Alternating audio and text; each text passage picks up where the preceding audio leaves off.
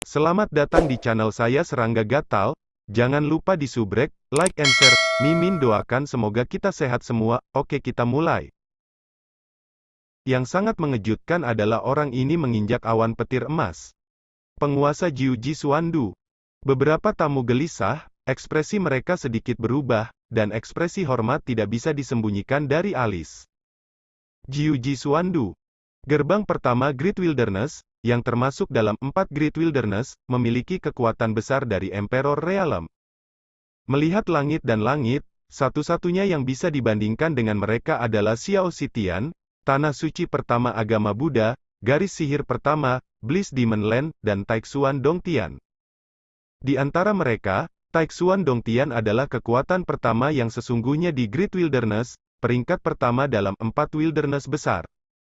Namun, semua orang di dunia tahu bahwa dengan kematian Master Pedang Xuan Jun 500 tahun yang lalu, Taixuan Dongtian terjerumus ke dalam kekacauan dan kekacauan.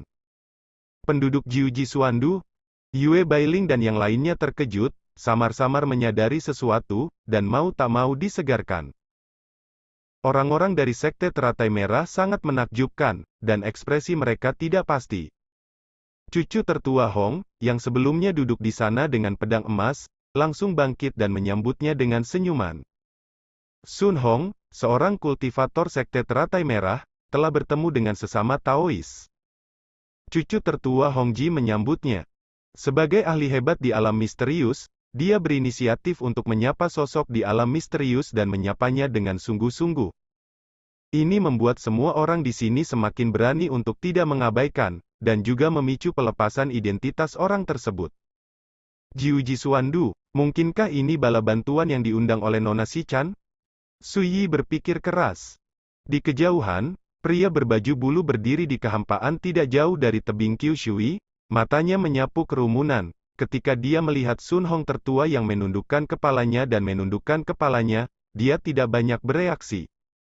Tidak diragukan lagi, dia sudah lama terbiasa dengan perlakuan khusus ini. Pria bermantel bulu berbicara dengan nada biasa saja. Dengan kata-kata yang menggelegar, semua orang di Sekte Teratai Merah dan mereka yang membantu menenggelamkan hati mereka. Di sisi lain, Yue Bailing dan yang lainnya terkejut dan senang. Dia tidak pernah menyangka bahwa Yue Sichan, yang baru saja memasuki Jiuji Suandu tahun lalu, sekarang dapat meminta bantuan kaisar dari sekte tersebut. Cicada adalah anak yang baik. Yue Bailing sangat bersemangat. Anggota lain dari keluarga Yue juga menarik napas lega. Mereka tidak percaya bahwa Sekte Teratai Merah berani menentang makna Jiuji Suandu. Ini. Cucu tertua Hong ragu-ragu, dan cahaya di matanya tidak pasti. Dalam hal kultivasi, dia dapat dengan mudah membunuh pria bermantel bulu, tetapi dia tidak berani melakukannya. Karena begitu mereka menyinggung Jiuji Suandu, Sekte Teratai Merah ditakdirkan untuk dicabut. Hah, apakah Anda punya pendapat? Pria bermantel bulu itu berbicara ringan. Senior Sun Hong menegang dan menggelengkan kepalanya dengan cepat. Itu dia. Pria berbaju bulu berkata dengan santai, mulai sekarang, Sekte Teratai Merah tidak bisa lagi mempermalukan klan Nanyu. Saat berbicara, tiba-tiba terdengar cibiran. 9 ekstrim Suandu begitu agung, mengirimkan karakter Rana Xuan Zhao belaka, hanya ingin bercampur dengan urusan hari ini? Semua orang gempar dan saling memandang. Di kejauhan, di bawah langit, sosok tinggi dan kurus, dengan kulit putih seperti lilin, seorang lelaki tua berjubah binatang, melangkah maju. Akhirnya di sini. Senyum muncul di bibir Chang Sun Hong. Pada saat ini, depresi dan ketegangan di hatinya tersapu. Apa itu?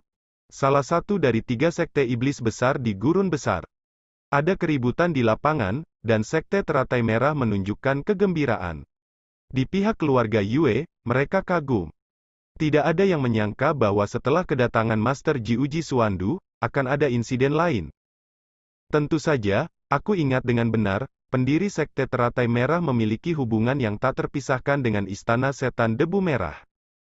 Suyi diam-diam berkata. Dia tidak terkejut dengan adegan ini.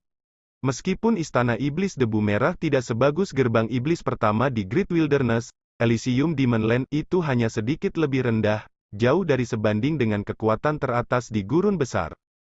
Kemudian Mo Hengtian berani campur tangan dan memarahi pria bermantel bulu. Pertama, identitasnya ada di sana, dan yang lainnya adalah bahwa dia adalah sosok di alam terpencil yang misterius.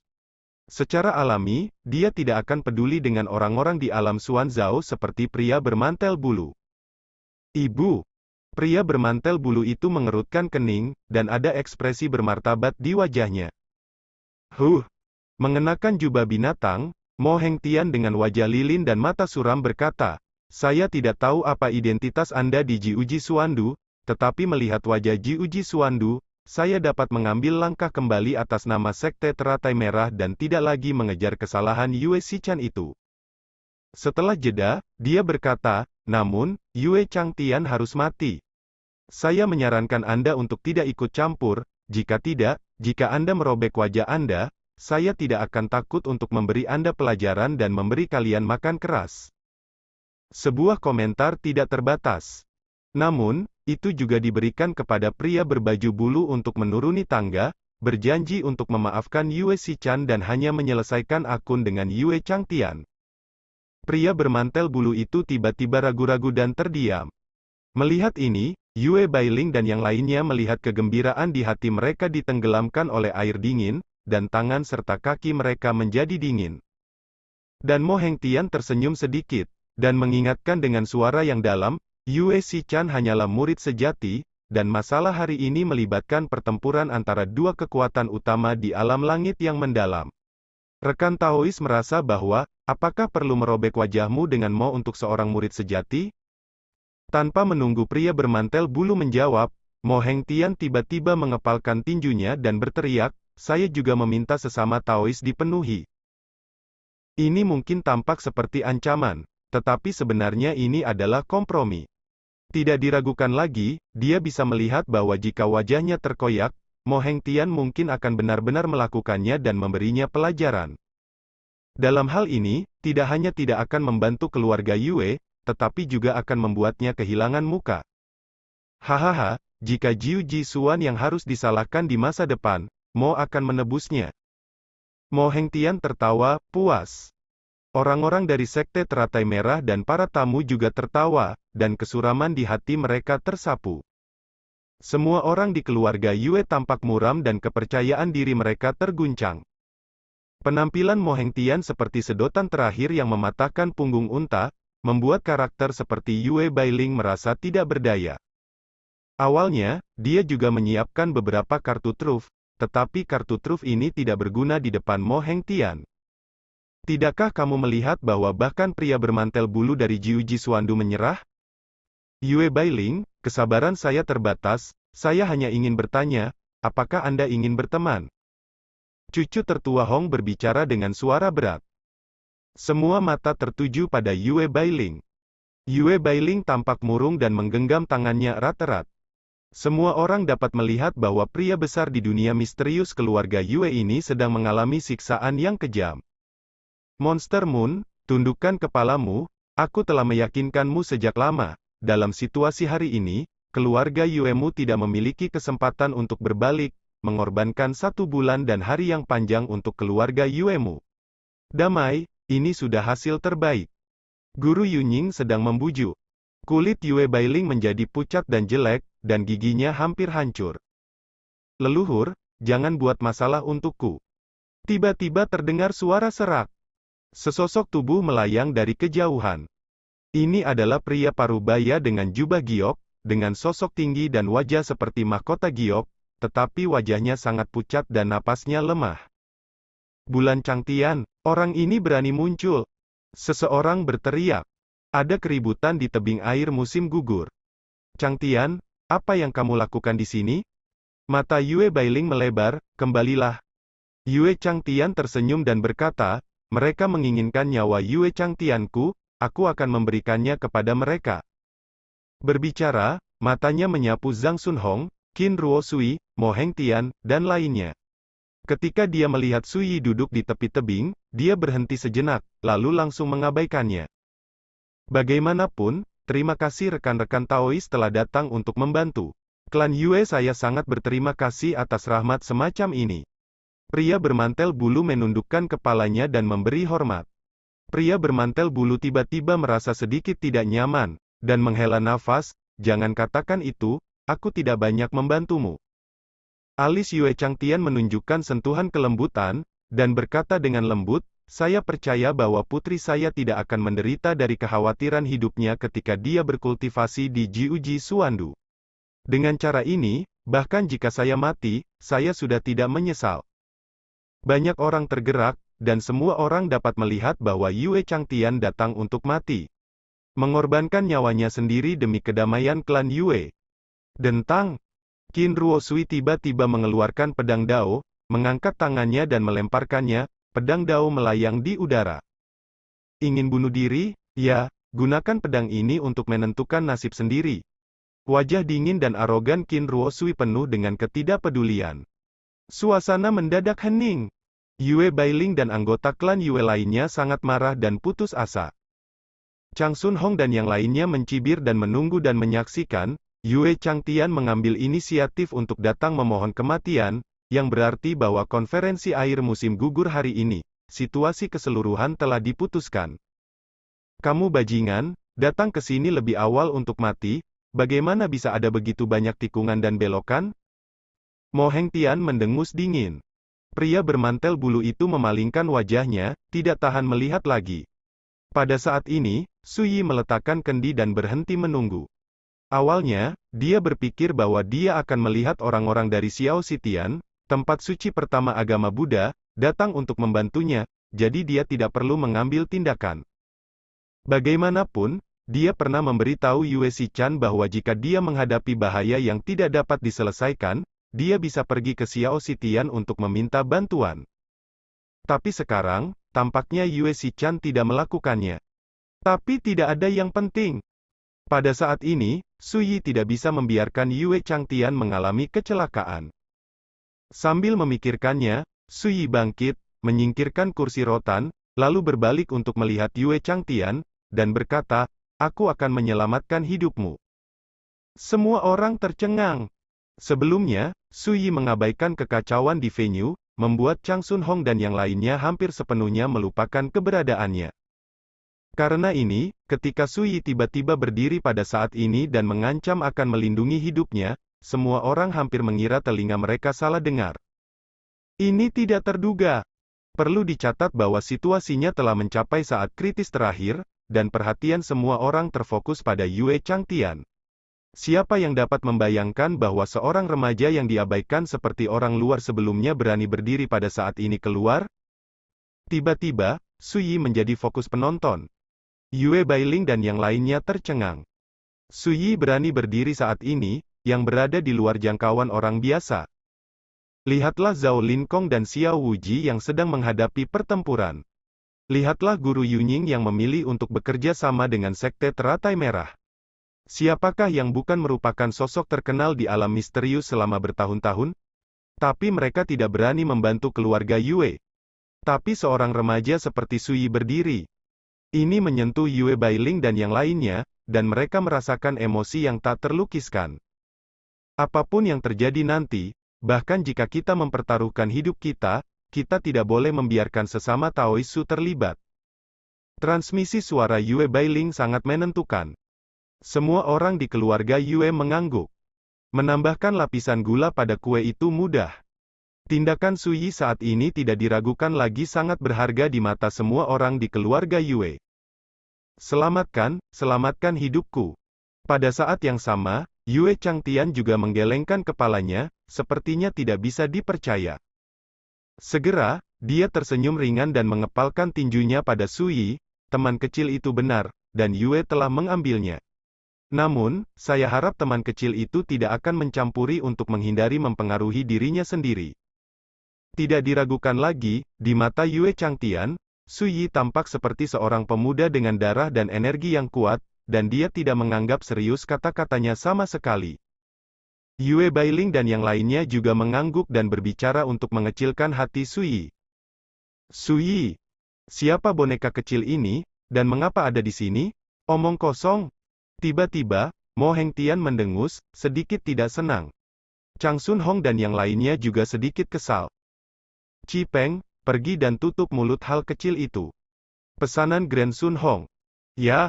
Chi Peng tetua dari Sekte Teratai Merah berdiri. Tapi sebelum dia bisa bergerak, seorang tamu tersenyum dan berkata, ini hanya seorang pria kecil, apa gunanya mengganggu Tuan Chi Peng untuk melakukannya? Biarkan saja. Ini adalah pria parubaya dengan pakaian brokat, dengan basis budidaya Rana Xuanzao tahap menengah, dan salah satu pria besar yang diundang oleh Teratai Merah untuk membantu. Berbicara, Jinyi setengah baya berkedip, dan menamparkan kepala Sui dengan telapak tangan, anak muda, bencana datang dari mulutmu, hidupmu begitu saja. Puff. Sebuah kepala berdarah terlempar ke udara. Hanya saja, semua orang yang hadir melebarkan mata. Karena itu adalah pria parubaya dengan pakaian brokat. Terlalu cepat. Sampai Jin Yi meninggal di usia parubaya, suaranya yang penuh dingin dan hina masih bergema. Namun, arti dari kata-kata tersebut menjadi sebuah ironi besar. Kerusakan berasal dari mulut. Akibatnya, Jin Yi meninggal duluan di usia parubaya. Tempat itu sunyi, dan para pria besar terkejut. Semua orang di Sekte Teratai Merah tercengang dan tidak bisa mempercayainya. Qin Ruo Sui merintih ringan dan mau tidak mau melihat Sui lagi. Wajah Chang Sun Hong tenggelam dan alisnya berkerut. Penatua Chi Peng berkeringat dingin, jantungnya bergetar, dan dia tidak bisa menahan diri untuk berpikir, bagaimana jika dia telah menembak dirinya sendiri sebelumnya? Ternyata pria ini adalah pria kejam yang bersembunyi. Mata Guru Yun Ying berbinar. Pada usia 18 atau 19 tahun, agak menarik untuk dapat membunuh kaisar di tengah-tengah Rana Xuanzao dengan satu pukulan. Mo Hengtian mengangkat alisnya.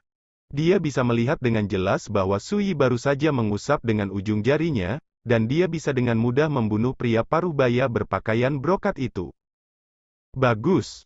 Bulan sedang bergerak. Secara komparatif, Yue Bailing dan yang lainnya harus lebih tenang.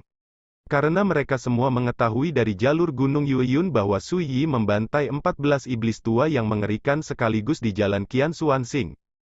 Di mana anak ini? Pria bermantel bulu dari Jiuji Xuandu juga terkejut. Suasana menjadi sunyi senyap.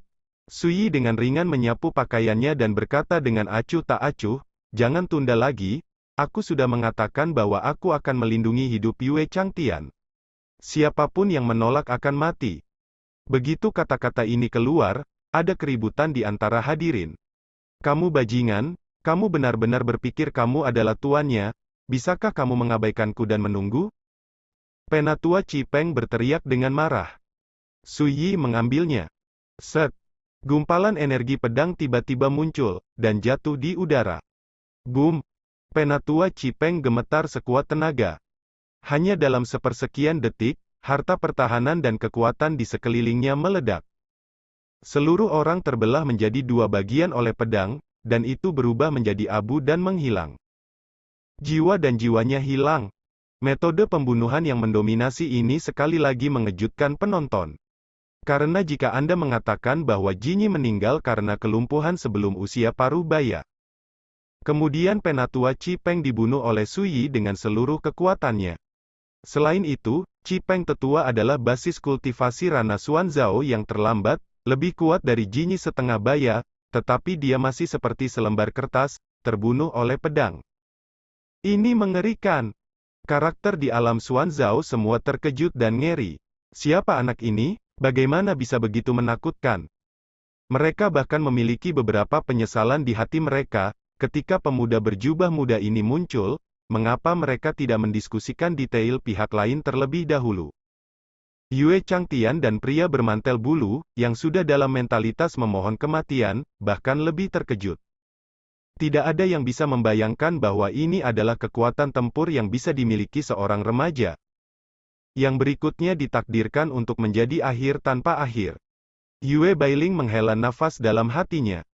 Dia menyadari bahwa, dengan Sui Yi membunuhnya, pada konferensi air musim gugur hari ini, bahkan jika keluarga Yue mencoba yang terbaik untuk melindungi Sui Yi, Sekte Teratai Merah akan melakukan segala kemungkinan untuk menghancurkannya. Ini adalah situasi tanpa akhir. Di kejauhan, Mo Hengtian berkata dengan wajah dingin, karakter biasa di ranah Xuan Zhao ditakdirkan untuk tidak menjadi lawan anak ini, sesama Taois Ruo Sui, pergi dan bersihkan dia dengan tanganmu. Tangan sendiri, ingat, jangan sakiti nyawanya, aku sangat tertarik padanya. Bagus. Qin Ruo Sui mengangguk setuju. Dia memakai jubah hitam, kulitnya lebih baik dari salju, dan temperamennya dingin dan kesepian. Dentang. Dia mengulurkan tangan dan meraih, dan pedang yang melayang di depan Yue Changtian tiba-tiba menyapu tangannya. Kemudian, dia melangkah ke langit dan datang ke bawah langit, matanya yang indah seperti listrik, menatap Sui, dan berkata, "Pria kecil, berani melawanku?" Yue Bailing tidak tahan lagi, dan berkata dengan sungguh-sungguh, "Betapa tak tahu malunya orang yang bermartabat dan misterius menggertak junior? Kamu ingin bertarung? Orang tua ini akan menemanimu." Suara menyebar. "Leluhur, biarkan aku datang." Yue Changtian maju selangkah dan naik ke langit.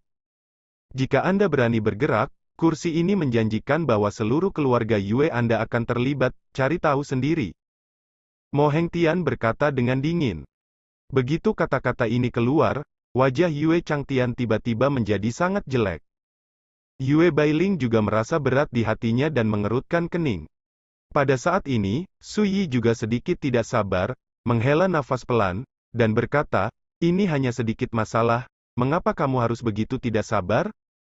Saat dia berbicara, dia melirik Yue Bailing, Yue Changtian, dan yang lainnya, dan berkata, "Mulai sekarang, berdiri saja di sana dan lihat." Ini. Semua orang di keluarga Yue tercengang dan mata mereka terbelalak. Mematahkan kepala mereka, mereka tidak pernah berpikir bahwa Su Yi akan pergi ke kamp sendirian untuk membunuh, dan mendengarkan nada suaranya, dia tampaknya sedikit tidak senang dengan tindakan Yue Bailing dan Yue Changtian. Mo Hengtian dan Chang Sun Hong juga tercengang. Saya pernah melihat kegilaan seperti ini sebelumnya. Melihat dunia, siapa yang tidak berani menempatkan mereka di mata para kaisar dari alam misterius? Lihat pria bermantel bulu dari Jiuji Suandu, tapi dia hanya bisa mencubit hidungnya dan menelan suaranya. Tapi sekarang, seorang pemuda blak-blakan menginginkan seseorang menjadi musuh mereka, yang tampaknya terlalu gila. Sekian dulu update-annya, tunggu lanjutannya di channel saya Serangga Gatal, di subscribe ya guys. Terima kasih.